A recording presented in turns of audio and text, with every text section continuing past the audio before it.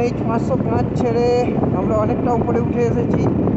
আর উপর থেকে স্পিতি ভ্যালি ভিউটা ঠিক এই রকম, দারুণ। কিছুক্ষণ আগেই সূর্যোদয় হয়েছে। একটা রোডটার ভিডিও কর, ওইটা কেটে একটা রোডটার ভিডিও কর, হেভি রাস্তাটা।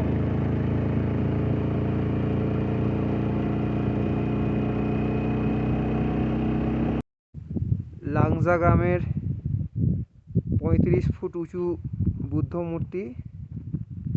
প্রণাম বুদ্ধদেব।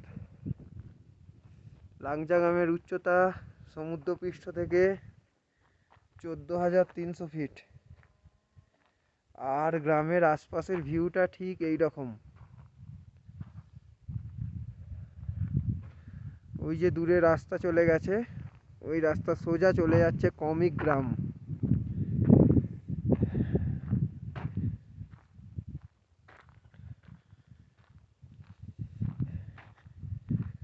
নিচে সব কটা জমিতে গম চাষ হয়েছে। আর এই সেই লাংজা গ্রাম, খুব সুন্দর গ্রাম।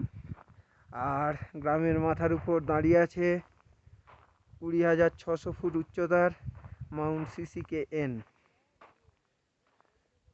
এই লাংজা গ্রামে সামুদ্রিক প্রাণীর ফসিল পাওয়া গিয়েছিল, তার নিদর্শন এখনও আছে। আমরা সবাই জানি হিমালয় পর্বতমালা এখন যেটায় অবস্থিত, সেটা আগে টেথিস সাগর ছিল। গন্ডোয়ালাল্যান্ড আর লরেশিয়া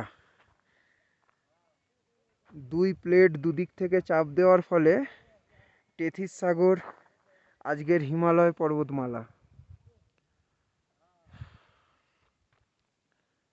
দারুণ সুন্দর গ্রাম, দারুণ।